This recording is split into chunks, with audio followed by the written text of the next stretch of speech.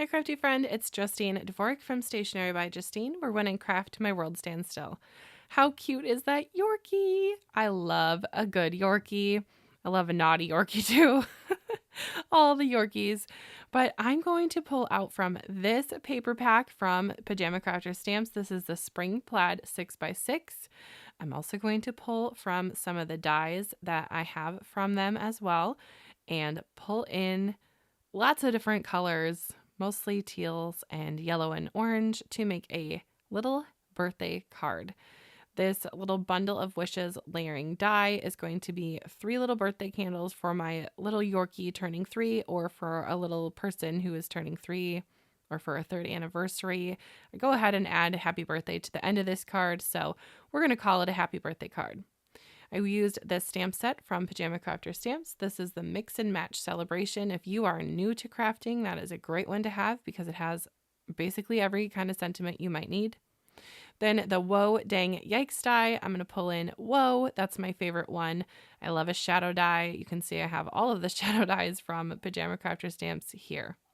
Then, of course, I'm using the Scalped Circle die because I'm a little bit obsessed with it. And today I didn't use white. I know, crazy for me. Usually I have the circle die in white, but I used yellow. Then I love sparkle. So I'm pulling from my metallic medley from Pajama Crafter Stamps. Now they sell it in an 8-pack. You see I have way more than 8 here because I cut up some of the full sheets that they sell as well. I'm going to use the one that's called Disco Ball. So for behind my little Yorkie, I wanted to create my own little pattern. So I pulled from stamps that were in the stamp set My Best Friend stamps. This one has the 3 dogs on it, especially noted is the Yorkie because he is so very cute. So whenever I do this, I grab my biggest stamp first and then I go in with the smaller stamps. Usually I use 3, but this time I just did 2 because the bones and the hearts were just so cute. Now my Yorkie is going to rest on the right side, so really that little area on the bottom, I don't need to color, and so I'm not going to. So that part will stay white as it is, but I did stamp the whole panel just because I wasn't sure how it was all going to play out. And I'll just show you the colors that I used for my Yorkie. If that is something that interests you, you can pause and grab them, and then the yellows and oranges there were for the candles, the tops of the candles. Now for the paw prints, I grabbed the same pinks that I used on the tongue for the Yorkie just to tie in the color palette all together and create kind of more of a seamless look. Now at the end, I think my yellows are not quite perfect, but that's okay. I think yellows play well together, so it's all good. And yellow and teal definitely has kind of that pop factor because blue and orange are complementary colors. And so teal and yellow are kind of off of each of those, and it kind of works well. Now for the bones, I'm just shading with a C2 Copic and just giving them a little shadow. Nothing fancy. Now I want the background to pop, so I went in with a lighter yellow, wasn't quite dark enough. Now I'm going in with the second yellow here. Apparently I didn't show the cap, so I'm sorry, but I did show it at the beginning there. It's the same yellow I used for the candles. There it is, Y08. Then I'm going to take the other end of my Copic marker, the brush side, and just go around each little item and finish off the background with a white gel pen and do little polka dots all over. I use number 10 because it's the thickest one that I have. Ta-da! All right, my card is not going to be a traditional size at all because I feel like you can do whatever you want in your craft room. And so I'm going to also do what I want.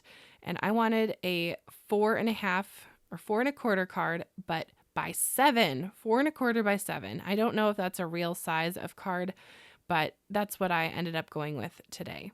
So I'm grabbing my scoring board here and I scored it at 1 inch at the top.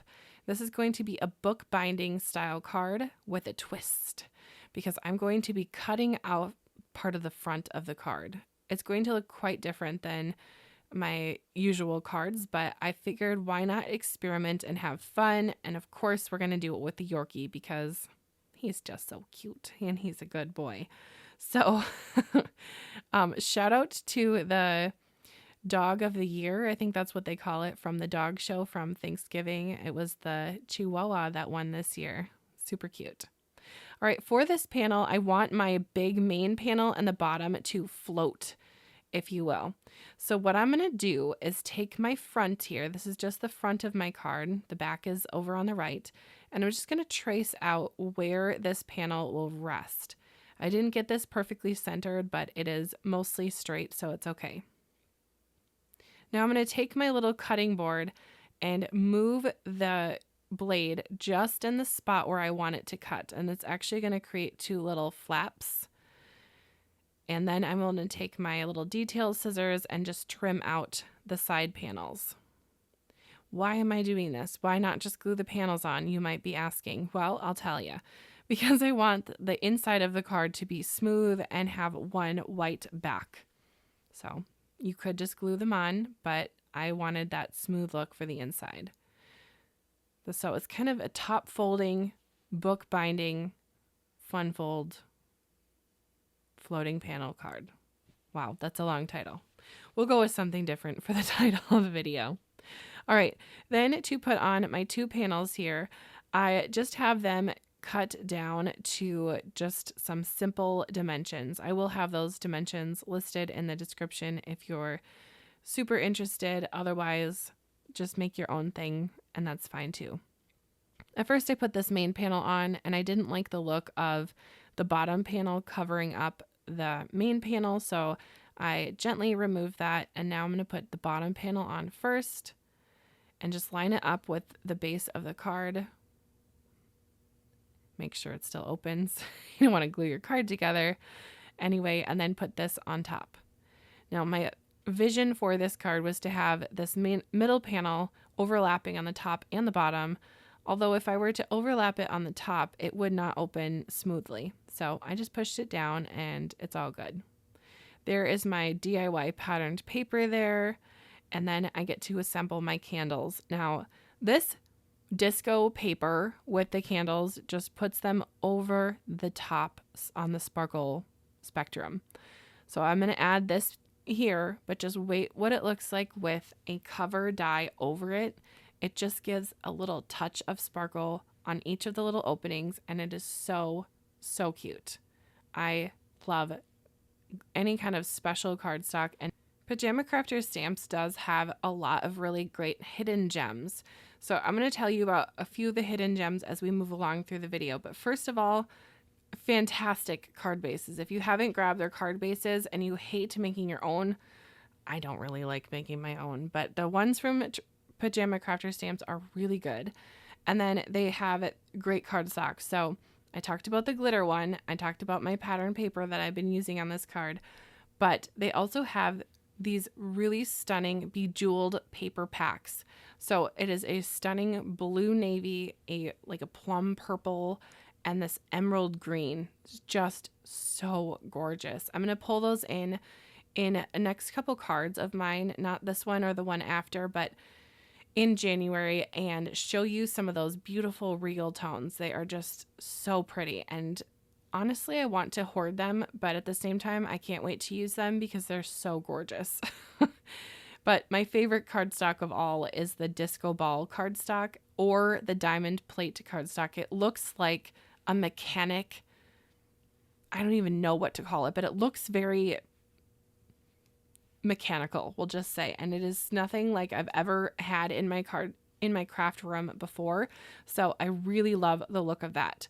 So like I said, I will link down below a link to the Pajama Crafter Stamps paper. They have fantastic pattern paper as well. If you haven't checked them out right now on the website, I think they have about 15, 16 packs, and they're all extremely reasonable, double-sided, perfect for fun folds, and all sorts of goodies.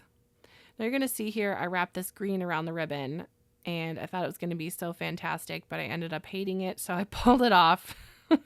And then I'm going to use my reverse tweezers to just hold my little bow on as the glue sets. Like a third hand. We love our reverse tweezers. So fantastic. All right, now I'm going to grab some fun embellishments from my stash. These are from Pajama Crafter Stamps. I think they're called Mi Amor, and they have really sweet little hearts. So I'm going to be fussy and pick out just the white ones. And this will be more of a fun texture for my little pattern paper that I created. And I'm also going to pull out some paw print embellishments from my stash, and I'm going to line them up on the sides of the card.